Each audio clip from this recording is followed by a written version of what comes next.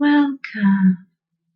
This is Soothing Whispers ASMR. As always, if there are any sounds or words you would like to hear me perform, please leave them below in the comments. Tonight, I thought we could enjoy another fairy tale by the Brothers Grimm. Specifically, I'm going to be reading Snow White and the Seven Dwarfs, or as it was originally known, Little Snow White. Enjoy! Once upon a time in midwinter, when the snowflakes were falling like feathers from heaven, a queen sat sewing at her window, which had a frame of black ebony wood. As she sewed, she looked up at the snow and pricked her finger with her needle. 3 drops of blood fell into the snow. The red on the white looked so beautiful that she thought to herself, if only I had a child as white as snow, as red as blood, and as black as the wood in this frame. Soon afterward she had a little daughter who was as white as snow, as red as blood, and as black as ebony wood, and therefore they called her Little Snow White. And as soon as the child was born, the queen died. A year later the king took himself another wife. She was a beautiful woman, but she was proud and arrogant, and she could not stand it if anyone might surpass her in beauty. She had a magic mirror. Every morning she stood before it, looked at herself, and said, "Mirror, mirror on the wall, who in this land is fairest of all?" To this the mirror answered, "You, my queen, are fairest of all." Then she was satisfied, for she knew that the mirror spoke the truth. Snow White grew up and became ever more beautiful. When she was 7 years old, she was as beautiful as the light of day, even more beautiful than the queen herself. One day when the queen asked her mirror, "Mirror, mirror on the wall, who in this land is fairest of all?" it answered, "You, my queen, are fair, it is true, but Snow White is 1,000 times fairer than you." The queen took fright and turned yellow and green with envy. From that hour on, whenever she looked at Snow White, her heart turned over inside her body, so great was her hatred for the girl. The envy and pride grew ever greater, like a weed in her heart, until she had no peace day and night. Then she summoned a huntsman and said to him, "Take Snow White out into the woods. I never want to see her again. Kill her, and as proof that she is dead, bring her lungs and her liver back to me." The huntsman obeyed and took Snow White into the woods. He took out his hunting knife and was about to stab it into her innocent heart when she began to cry, saying, "Oh, dear huntsman, let me live. I will run into the wild woods and never come back." Because she was so beautiful, the huntsman took pity on her, and he said, "Run away, you poor child." He thought, "The wild animals will soon devour you anyway," but still it was as if a stone had fallen from his heart, for he would not have to kill her. Just then a young boar came running by. He killed it, cut out its lungs and liver, and took them back to the queen as proof of Snow White's death. The cook had to boil them with salt, and the wicked woman ate them, supposing that she had eaten Snow White's lungs and liver. The poor child was now all alone in the great forest, and she was so afraid that she just looked at all the leaves on the trees and did not know what to do. Then she began to run. She ran over sharp stones and through thorns, and wild animals jumped at her, but they did her no harm. She ran as far as her feet could carry her, and just as evening was about to fall, she saw a little house and went inside in order to rest. Inside the house everything was small, but so neat and clean that no one could say otherwise. There was a little table with a white tablecloth and 7 little plates, and each plate had a spoon, and there were 7 knives and forks and 7 mugs as well. Against the wall there were 7 little beds, all standing in a row and covered with snow-white bed sheets. Because she was so hungry and thirsty, Snow White ate a few vegetables and a little bread from each little plate, and from each mug she drank a drop of wine. Afterward, because she was so tired, she lay down on a bed, but none of them felt right. One was too long, the other too short, until finally the 7th one was just right. She remained lying in it, entrusted herself to God, and fell asleep. After dark, the masters of the house returned home. They were the 7 dwarfs who picked and dug for ore in the mountains. They lit their 7 candles, and as soon as it was light in their house, they saw that someone had been there, for everything was not in the same order as when they had left. The first one said, "Who has been sitting in my chair?" The second one, "Who has been eating from my plate?" The third one, "Who has been eating my bread?" The fourth one, "Who has been eating my vegetables?" The fifth one, "Who has been sticking with my fork?" The sixth one, "Who has been cutting with my knife?" The seventh one, "Who has been drinking from my mug?" Then the first one saw that there was a little imprint in his bed, and said, "Who stepped on my bed?" The others came running up and shouted, "Someone has been lying in mine as well." But the 7th one, looking at his bed, found Snow White lying there asleep. The 7 dwarfs all came running up, and they cried out with amazement. They fetched their 7 candles and shone the light on Snow White. "Oh, good heaven! Oh, good heaven!" they cried. "This child is so beautiful." They were so happy that they did not wake her up, but let her continue to sleep there in the bed. The 7th dwarf had to sleep with his companions, 1 hour with each one, and then the night was done. The next morning Snow White woke up, and when she saw the 7 dwarfs she was frightened, but they were friendly and asked, "What is your name?" "My name is Snow White," she answered. "How did you find your way to our house?" the dwarfs asked further. Then she told them that her stepmother had tried to kill her, that the huntsman had spared her life, and that she had run the entire day, finally coming to their house.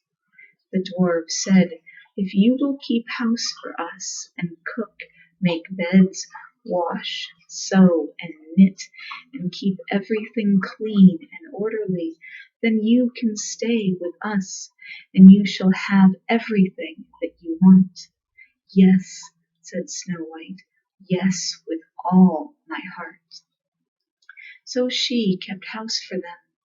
Every morning they went into the mountains looking for ore and gold, and in the evening when they came back home, their meal had to be ready. During the day the girl was alone. The good dwarfs warned her, saying, "Be careful about your stepmother. She will soon know that you are here. Do not let anyone in." Now the queen, believing that she had eaten Snow White's lungs and liver, could only think that she was again the first and most beautiful woman of all. She stepped before her mirror and said, "Mirror, mirror on the wall, who in this land is fairest of all?" It answered, "You, my queen, are fair, it is true, but Snow White beyond the mountains with the 7 dwarfs is still 1,000 times fairer than you."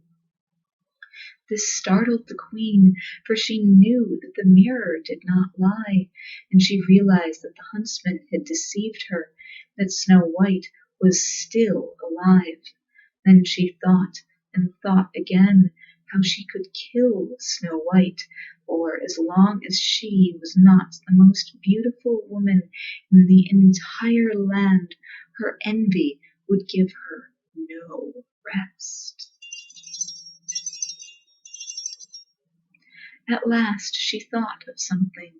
Coloring her face, she disguised herself as an old peddler woman so that no one would recognize her. In this disguise she went to the house of the 7 dwarfs. Knocking on the door, she called out, "Beautiful wares for sale, for sale." Snow White peered out the window and said, "Good day, dear woman. What do you have for sale?" "Good wares, beautiful wares," she answered, "bodice laces in all colors." And she took out one that was braided from colorful silk. "Would you like this one?" "I can let that honest woman in," thought Snow White, then unbolted the door and bought the pretty bodice lace. "Child," said the old woman, "how you look! Come, let me lace you up properly." The unsuspecting Snow White stood before her and let her do up the new lace, but the old woman pulled so quickly and so hard that Snow White could not breathe. "You used to be the most beautiful one," said the old woman, and hurried away. Not long afterward, in the evening time, the 7 dwarfs came home. How terrified they were when they saw their dear Snow White lying on the ground, not moving at all, as though she were dead. They lifted her up, and, seeing that she was too tightly laced, they cut the lace in two. Then she began to breathe a little, and little by little she came back to life. When the dwarfs heard what had happened, they said, "The old peddler woman was no one else but the godless queen. Take care and let no one in when we are not with you." When the wicked woman returned home, she went to her mirror and asked, "Mirror, mirror on the wall, who in this land is fairest of all?" The mirror answered once again, "You, my queen, are fair, it is true, but Snow White, beyond the mountains with the 7 dwarfs, is still 1,000 times fairer than you." When she heard that, all her blood ran to her heart, because she knew that Snow White had come back to life. "This time," she said, "I shall think of something that will destroy you." Then, with the art of witchcraft, which she understood, she made a poisoned comb. Then she disguised herself, taking the form of a different old woman. Thus she went across the 7 mountains to the 7 dwarfs, knocked on the door, and called out, "Good wares for sale, for sale." Snow White looked out and said, "Go on your way. I am not allowed to let anyone in." "You surely may take a look," said the old woman, pulling out the poisoned comb and holding it up. The child liked it so much that she let herself be deceived, and she opened the door. After they had agreed on the purchase, the old woman said, "Now let me comb your hair properly." She had barely stuck the comb into Snow White's hair when the poison took effect, and the girl fell down unconscious. "You specimen of beauty," said the wicked woman, "now you are finished." And she walked away.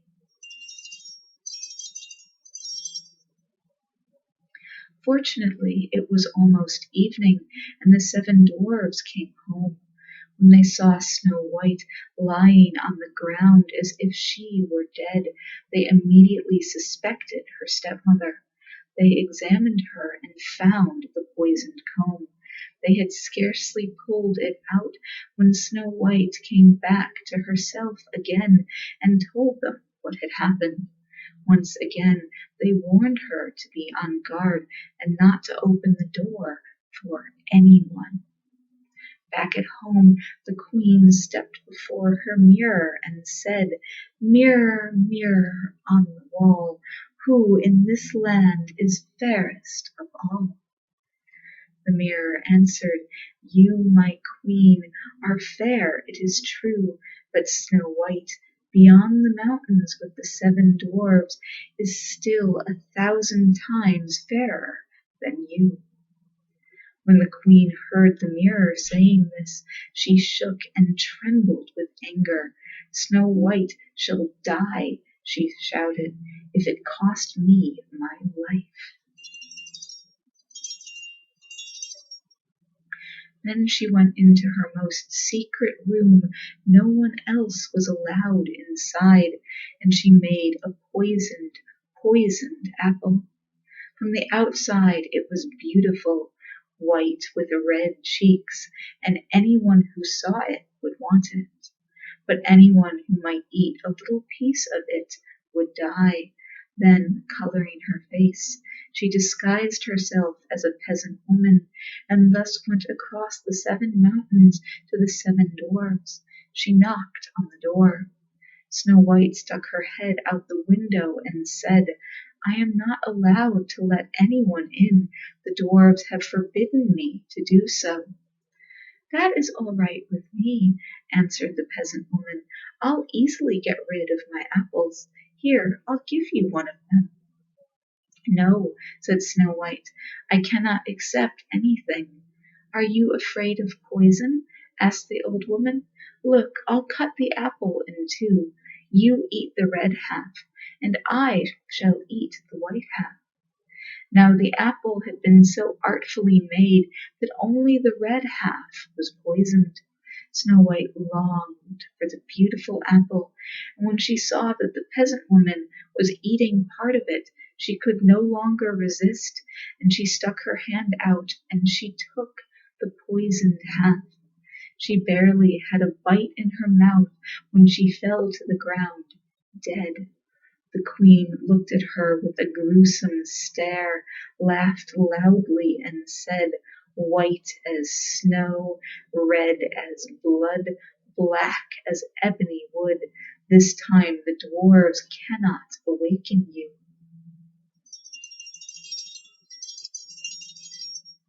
Back at home she asked her mirror, "Mirror, mirror on the wall, who in this land is fairest of all?" It finally answered, "You, my queen, are fairest of all." Then her envious heart was at rest, as well as an envious heart can be at rest. When the dwarfs came home that evening, they found Snow White lying on the ground. She was not breathing at all. She was dead. They lifted her up and looked for something poisonous. They undid her laces, they combed her hair, they washed her with water and wine, but nothing helped. The dear child was dead, and she remained dead. They laid her on a bier, and all 7 sat next to her and mourned for her and cried for 3 days.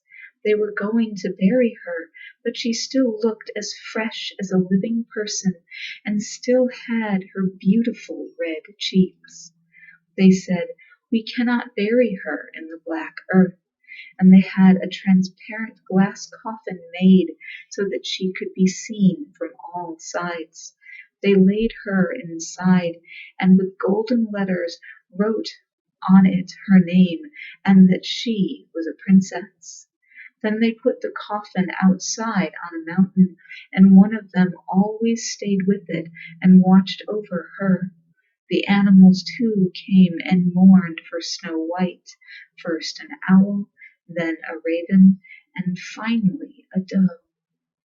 Snow White lay there in the coffin a long, long time, and she did not decay, but looked like she was asleep, for she was still as white as snow, as red as blood, and as black-haired as ebony wood. Now it came to pass that a prince entered these woods and happened upon the dwarf's house, where he sought shelter for the night. He saw the coffin on the mountain with beautiful Snow White in it, and he read what was written on it with golden letters. Then he said to the dwarfs, "Let me have the coffin. I will give you anything you want for it." But the dwarfs answered, "We will not sell it for all the gold in the world." Then he said, "Then give it to me, for I cannot live without being able to see Snow White. I will honor her and respect her as my most cherished one." As thus he spoke, the good dwarfs felt pity for him and gave him the coffin. The prince had his servants carry it away on their shoulders. But then it happened that one of them stumbled on some brush, and this dislodged from Snow White's throat the piece of poisoned apple that she had bitten off. Not long afterward she opened her eyes, lifted the lid from her coffin, sat up, and was alive again. "Good heavens, where am I?" she cried out.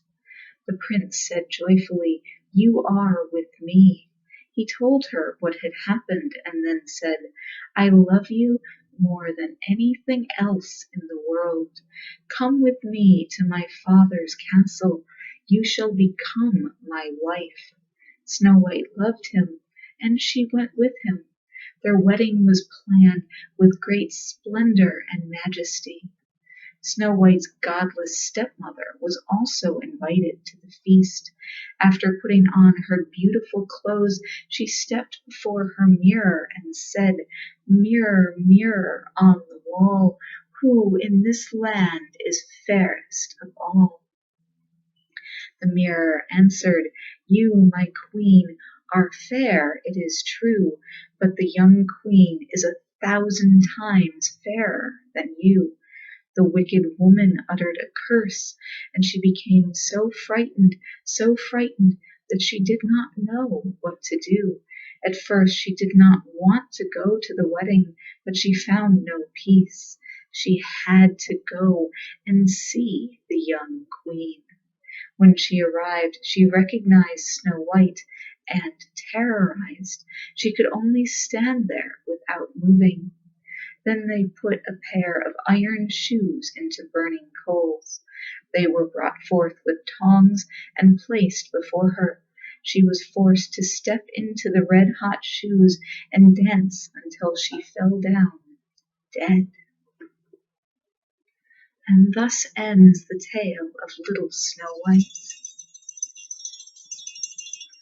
That is far darker and more twisted than the Disney version, so I understand why they changed it.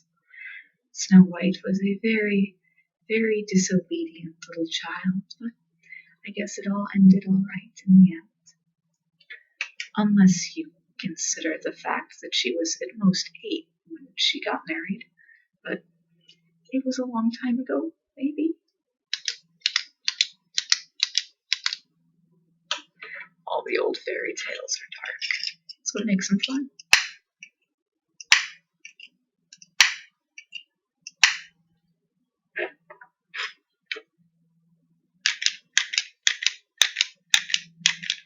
as white as snow, as red as blood, and as black as ebony wood.